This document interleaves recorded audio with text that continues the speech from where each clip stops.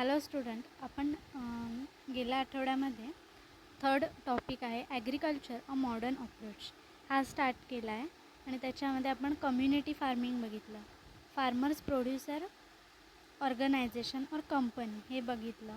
त्याच्यानंतर corporate farming, contract farming एवढं आपण बघितलं होतं. त्याच्यानंतर जे कॉन्ट्रॅक्ट फार्मिंग बघितलं होतं त्याचे ॲडव्हान्टेजेस, लिमिटेशन्स हे पाहिलेलं.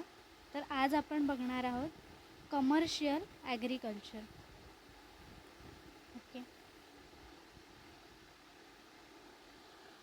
कमर्शियल ॲग्रिकल्चर फर्स्ट आहे. त्याच्यामध्ये ॲग्रिकल्चर टेक्नॉलॉजी. ओके, तर जे काही ॲग्रिकल्चरच्या रिलेटेड वेगवेगळ्या टेक्नॉलॉजीज असतात ते आपल्याला ह्याच्यामध्ये fast evolution in technology are seen in the field of agriculture from last 3 decades. Though some technologies have contradictions regarding environment and sustainability, it is the need of time to feed the ever growing population of the world.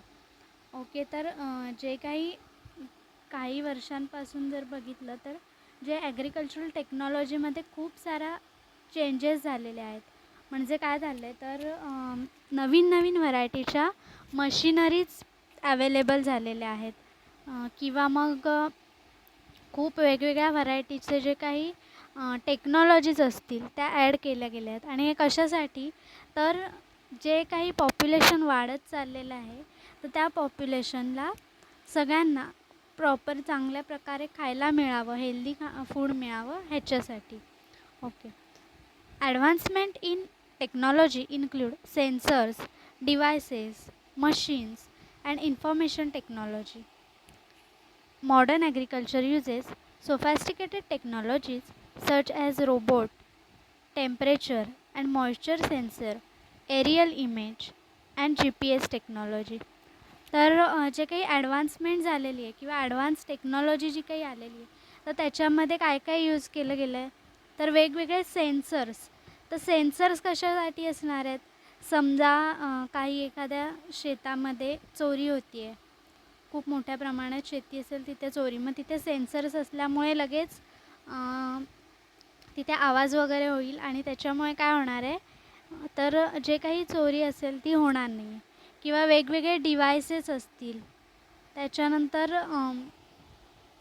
जे काही वेगवेगळ्या अजून काय technologies सांगितल्यात तर रोबोटचा use केला गेला आहे. त्याच्यानंतर टेम्परेचर अँड मॉइश्चर सेन्सर, म्हणजे समजा काही वेळेला टेम्परेचर वाढलं खूप सारं तरी सेन्सर लगेच वाजणार किंवा सेन्सर जे काही त्याचं इंडिकेशन असेल ते देईल. त्याच्यानंतर एरियल इमेज म्हणजे उंचावरून जे काही इमेजेस काढण्याची टेक्नॉलॉजी किंवा GPS टेक्नॉलॉजी, अशा वेगवेगळ्या टेक्नॉलॉजीज ॲड केल्या गेल्यात. These advance devices, precision agriculture and robotic system allow agriculture business to be more profitable, efficient, safer and more environmental friendly. जे काही रोबोटिक सिस्टीमचा यूज केला गेला आहे त्याच्यामुळे तिथे काय होणार आहे, जे काही ट्रॅडिशनल यूज होता तो कमी होऊन रोबोटमुळे एकतर काय होणार आहे, लेबरची पण संख्या कमी लागेल आणि त्याच्यामुळे आपला खर्चसुद्धा कमी होणार आहे. Importance of agriculture technology. Instead of traditional farming, commercial agriculture is oriented to give maximum profit per unit area. तर जे काही ट्रॅडिशनल फार्मिंगमध्ये जे काही केलं जात होतं त्याच्यापेक्षा कमर्शियल फार्मिंग जे काही आहे, कमर्शियल ॲग्रिकल्चर जे आहे, कमर्शियल म्हणजे काय तर एक बिझनेस मॉडेल म्हणून जे काही केलेलं फार्मिंग असेल ते, तर त्याच्यामध्ये ट्रॅडिशनल फार्मिंगपेक्षा जर वेगळे नवीन नवीन टेक्नॉलॉजीज यूज केल्या तर जो काही प्रॉफिट आहे तो जास्त प्रमाणात मिळतो. All inputs are targeted for specific increase in return. तर जे काही त्याच्यासाठी इनपुट्स लावलेले असतील किंवा काही वेगवेगळे युजेस केलेले असणार आहेत तर ते जे काही युजेस असतील तर ते त्याच्यामुळे काय होणार आहे, जे काही आपला रिझल्ट असणार आहे किंवा जे काही आपल्याला रिटर्न मिळणार आहे इन्कम ते नक्कीच इन्क्रीज झालेलं असणार आहे. It helps to exploit capacity of the soil, crop variety and other resources and fulfil increase need of the population. तर जे काही ॲग्रिकल्चर टेक्नॉलॉजीमुळे काय होणार आहे, तर जी काही सॉईल आहे किंवा सॉईलची जी काही कपॅसिटी असेल किंवा क्रॉपची जी काही व्हरायटी असेल ती जास्त चांगल्या प्रकारे वाढते आणि त्याच्यामुळे काय होतं आहे, तर जे काही प्रोडक्ट असणार आहेत आपलं ते खूप जास्त प्रमाणात चांगल्या प्रमाणात वाढणार आहे. It gives higher crop productivity and ultimately profitability. तर काय होतं, जसं की ते क्रॉप प्रोडक्ट जे आहे म्हणजे ज्याच्यातून जे काही धान्य मिळणार आहे ते जास्त मिळतं आहे आणि त्याच्यामुळे काय होणार आहे, आपल्याला प्रॉफिटसुद्धा जास्त होणार आहे. Judicious use of water, fertilisers and pesticide keep product prices down. तर कमी प्रमाणात आणि चांगलं वॉटर, फर्टिलायझर्स, पेस्टिसाइड्स यूज केल्यामुळे काय होईल, तर जे काही प्रोडक्ट असणार आहे त्याची प्राईज आपण कमी लावूनसुद्धा सेल करू शकतो, जेणेकरून त्याचा सेल जास्त होईल. Reduce impact on natural ecosystem. जे काही नॅचरल इकोसिस्टीम असते म्हणजे जे काही सराउंडिंग नेचर आहे त्याच्यावरती पण काही वेगळा इफेक्ट होत नाही. Less run off chemicals into rivers and ground water. जसं की लिमिटेड आणि चांगल्या प्रकारचं जे काही फर्टिलायझर्स, पेस्टिसाइड्स आपण यूज करतो आहे तर त्याच्यामुळे काय होणार आहे, तर उगाच उरलेलं किंवा जास्त झालेलं जे काही केमिकल किंवा फर्टिलायझर्स असतील ते रिव्हरमध्ये किंवा ग्राउंड वॉटरमध्ये रन ऑफ म्हणजे वाहून जाणार नाही आहेत. Increase worker safety due to mechanize and automisation. तर जी काही वर्करची सेफ्टी आहे ती पण इन्क्रीज झाली. का तर जसं की पूर्वी कसं असायचं, तर सगळं वर्कर्सना हाताने करायला लागायचं, पण ते मॅकॅनायझेशन आणि ऑटोमायझेशन, मशीन्स, एकतर मशीन्सचं वर्क असतं ते फार पटकन होतं आणि काही मशीन्स तर असतात त्या ऑटोमॅटिक असतात, जसं की रोबोट वर्क करतात. तर त्याच्यामुळे काय होतं, तर जी काही वर्करची सेफ्टी आहे ती वाढलेली आहे. Robotic technologies enable more reliable monitoring and management of natural resources. तर जे काही रोबोटिक मशिनरीज असतील तर त्याच्यामुळे काय होणार आहे, तर तिथे सगळं मॉनिटर होणार आहे, तिकडे प्रॉपर चांगल्या प्रकारे लक्ष राहणार. Logistic management in handling, transport, storage and marketing minimizes loss of the produce. तर जे काही तयार झालेलं धान्य आहे त्याचं नीट प्रॉपर प्रमाणात हँडलिंग केलं, त्याचं नीट व्यवस्थित आणि लगेच ट्रान्सपोर्ट किंवा ज्या पिरियडला करायला पाहिजे त्या पिरियडला ट्रान्सपोर्ट केलं तर किंवा स्टोरेज केलं तर काय होणार आहे, त्याच्यामधून आपल्याला जास्तीत जास्त प्रॉफिट होईल आणि लॉस कमी होणार. आता काही जे काही प्रोडक्ट्स असतात ते कसे असतात, म्हणजे समजा भाजी वगैरे आहे तर ती लगेच मार्केटिंग करावी लागतं तिचं किंवा मार्केटमध्ये पाठवावी लागते, ती आपण स्टोरेज करून ठेवू शकतो का, नाही. आणि काही जे काही धान्य वगैरे असतात ते काही आहेत आपल्याला स्टोअर करून ठेवावे लागतात. मग जशा प्रकारचं क्रॉप असणार आहे त्या पद्धतीने त्याचं जे काही ट्रान्सपोर्ट असणार आहे, स्टोरेज असणार आहे ते केलं पाहिजे. Advance processing and preservation technology allows value addition and increase profitability. जे काही वेगवेगळ्या प्रकारचे प्रोडक्ट्स असतात त्याच्यामध्ये व्हॅल्यू ॲडिशन केलं म्हणजे काय, तर त्याचे वेगवेगळे प्रोडक्ट, जसं की आपल्याकडे समजा काजू आहे, फॉर एक्झाम्पल काजू, तर आपण काय करतो, डायरेक्ट काजू विकतो. मग ते काजू विकण्याच्याऐवजी ते विकायचेच, त्याच्यासोबत त्याचे व्हॅल्यू ॲडेड प्रोडक्ट तयार करायचे. फॉर एक्झाम्पल जे काही काजूपासून वेगवेगळे पदार्थ तयार होऊ शकतात तर ते पदार्थ तयार करून ते सुद्धा सेल करायचे, जेणेकरून काय होईल, तर त्याच्यातनं जो काही मिळणारा प्रॉफिट असणार आहे तो खूप जास्त असणार आहे.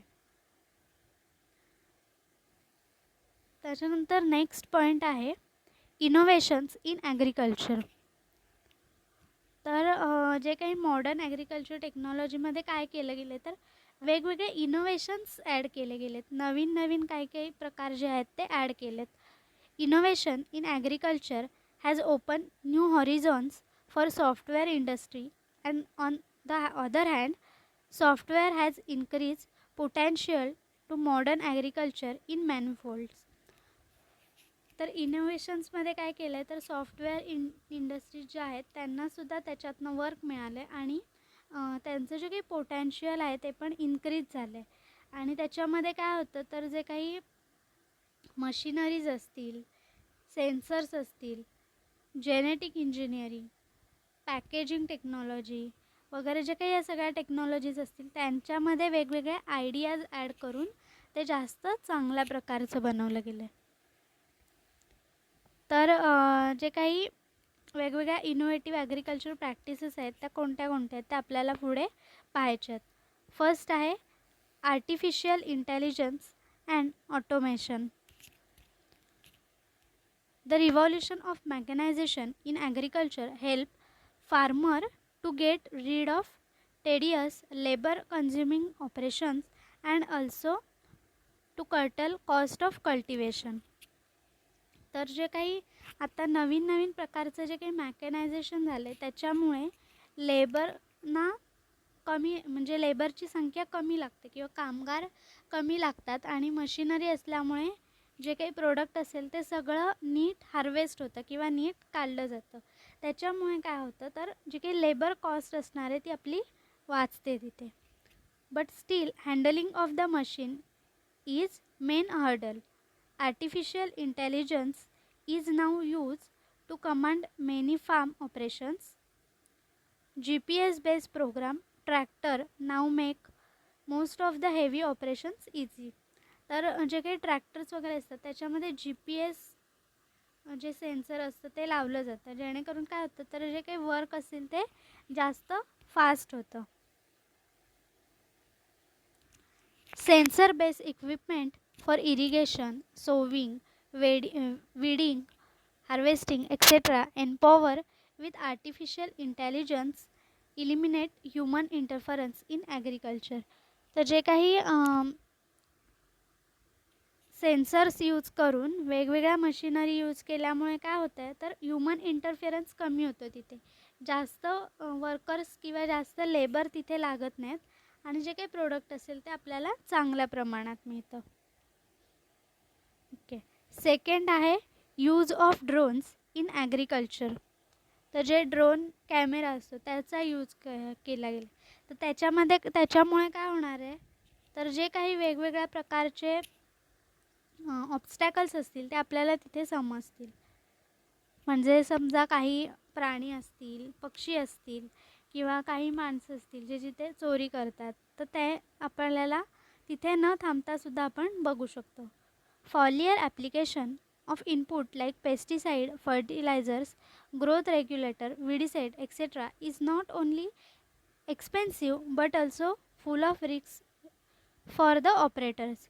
तर एकतर लक्ष ठेवण्यासाठी सुद्धा होतो आणि दुसरा यूज काय असतो, तर त्याच्याने जे काही वेगवेगळ्या प्रकारचे केमिकल्स असतील, फर्टिलायझर, पेस्टिसाइड म्हणजे कीटकनाशक वगैरे जे काही असतील त्यांना जी काही फवारणी करावी लागते, ती फवारणी जर आपण माणसांनी केली तर काही वेळेला काय होतं, तर जे काही वेगवेगळे केमिकल्स असतात ते हार्मफुल असतात, त्याचा इफेक्ट होतो बॉडीला.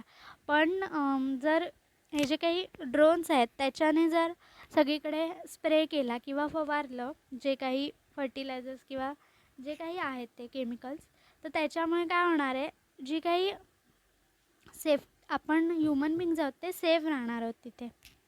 Restrictions in spraying due to wet soil, densely populated crop like sugar cane can be overcome by the use of drones. तर जी काही वेळेला काय होतं, तर खालती जी माती असते ती एकदम चिखल झालेला असतो किंवा जे काही क्रॉप असेल ते पूर्ण एकदम डेन्स असतं म्हणजे एकदम घनदाट असतं. जसं की फॉर एक्झाम्पल काय सांगितलं आहे, शुगर केन, ऊस. तर तिथे आपण आतमध्ये जाऊन फवारणी करू शकत नाही. मग त्याच्यावेळी काय करता येईल, तर हे ड्रोनचा यूज केल्यामुळे खूप चांगल्या प्रकारात जे काही असेल ते यूज होतो.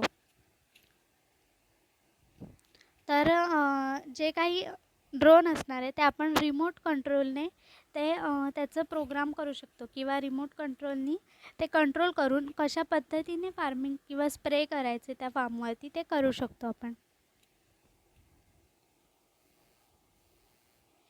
It is going to be new opportunity to employment to provide drones on rent or contractual system. जसं की आपल्याकडे पॉवर ट्रिलर वगैरे असतात जे की भातशेतीमध्ये स्टार्टिंगला शेतात लावले जातात. तर ते काय केलं जातं, काही खूप कमी लोकांकडे असतात, ते काय करतात भाड्याने देतात मग बाकीच्यांना. सेम तसंच आता त्याच्या ड्रोनमुळे काय झालं तर बऱ्याच जणांना एम्प्लॉयमेंट मिळाले, काम मिळाले.